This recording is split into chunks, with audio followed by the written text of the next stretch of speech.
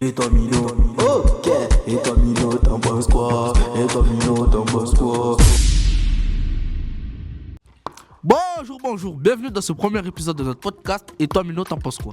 Podcast dans lequel nous les jeunes, nous avons la parole pour parler de sujets qui nous intéressent et qui j'espère vous intéresseront aussi. Je me présente, Imran, et je suis accompagné de mes chroniqueurs Hicham, Latchfa, Yanis, Farel, Asia, Nassim, Amani et Djila, ainsi que nos animateurs qui nous encadrent. Aujourd'hui, nous allons aborder le sujet de l'égalité homme-femme. Farel, commençons avec toi, parle-nous de ton sujet. Bonjour Imran, moi je vais vous parler de l'inégalité entre les femmes et les hommes sur le salaire. Souvent, les filles bossent dans des domaines comme la santé ou l'éducation, alors que les mecs sont plus genre BTP ou ingénierie. Et en général, ces métiers-là sont mieux payés. Du coup, c'est un peu injuste. Par exemple, une infirmière galère plus à gagner autant qu'un ingénieur. Même si c'est censé être interdit, certaines femmes sont encore moins payées que les hommes pour le même taf. Franchement, en 2025, ça devrait plus exister, mais bon, ça arrive encore. Les femmes s'arrêtent plus souvent pour s'occuper des enfants quand elles sont enceintes. Résultat, elles ont moins de chances d'avoir des promotions. Alors que les mecs, eux, sont plus dispo pour bosser tout le temps. Apparemment, les hommes osent plus négocier leur salaire que les femmes. Peut-être qu'elles n'osent pas trop. En gros, les inégalités hommes-femmes au boulot, ça ne vient pas de nulle part. Entre les métiers pas payés pareil, la discrimination, la famille et le fait que les mecs négocient plus, ça fait pas mal de raisons. Mais franchement, il serait temps que ça change, non ? Merci Farel, on reste dans le monde du travail et on écoute Amani. Salut tout le monde, je vais vous parler des préjugés dans les métiers concernant les femmes et les hommes. Je vais commencer par le métier d'infirmière qu'on nomme toujours au féminin, alors qu'il y a aussi des hommes infirmiers. Maintenant, on constate que dans notre société, certains métiers sont encore associés à une case précise de personnes, hommes-femmes. Pourtant, ces préjugés ne reflètent pas la réalité, mais les influencent. Ces préjugés peuvent poser problème car ces idées influencent souvent l'avenir de certaines personnes.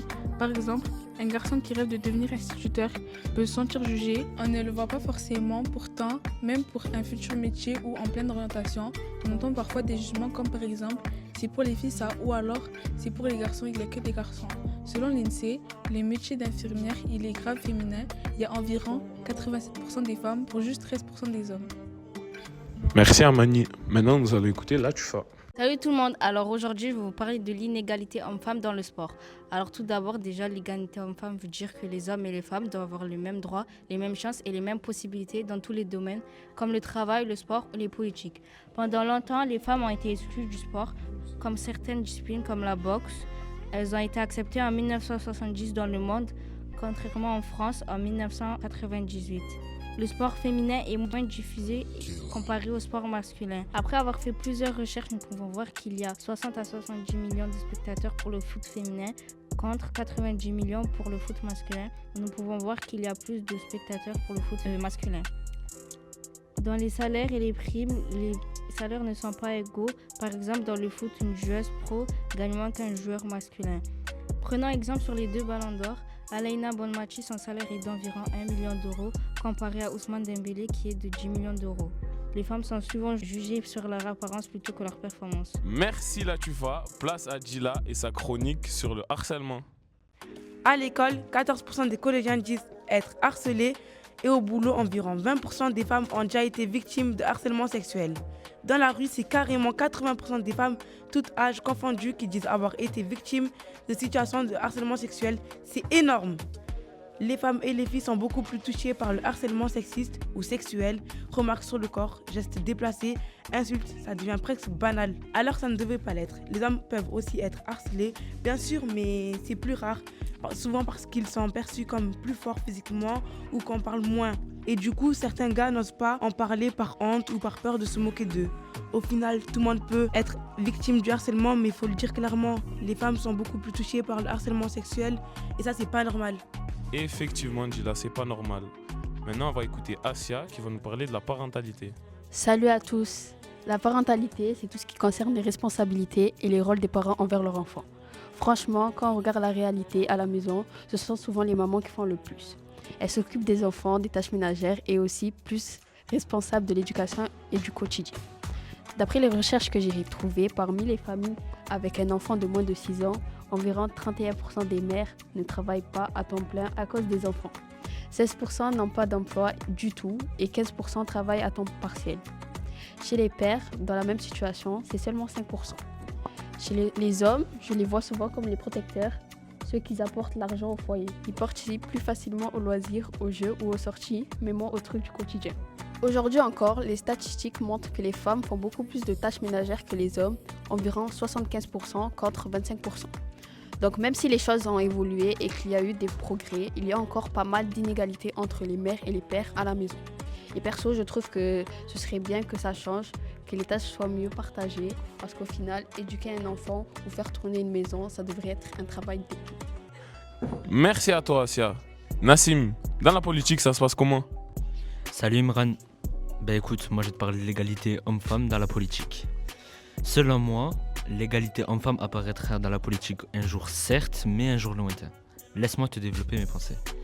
Tout d'abord, on est bien d'accord pour dire que chaque année, les femmes s'installent un peu plus dans le gouvernement, même si, selon moi, on est encore loin de l'égalité.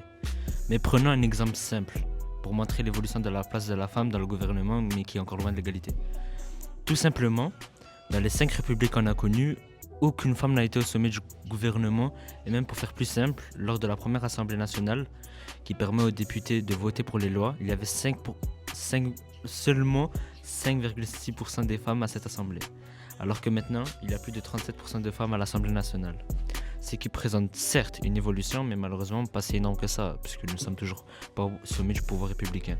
Malgré tout cela, nous voyons qu'il y a une évolution, il y a eu beaucoup de changements pour permettre aux femmes d'avoir les droits qu'elles méritent. Donc oui, tôt ou tard, l'égalité apparaîtra dans la politique si cette évolution continue.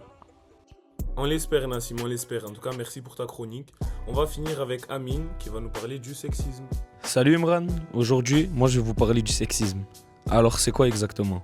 Le sexisme, c'est quand quelqu'un est jugé ou traité différemment à cause de son genre. Souvent, au désavantage des femmes. En gros, c'est l'idée que les hommes et les femmes n'ont pas la même valeur, ce qui est totalement faux. Ça peut se voir dans les paroles, par exemple quand on dit qu'une femme n'est pas faite pour diriger ou qu'un homme ne doit pas pleurer.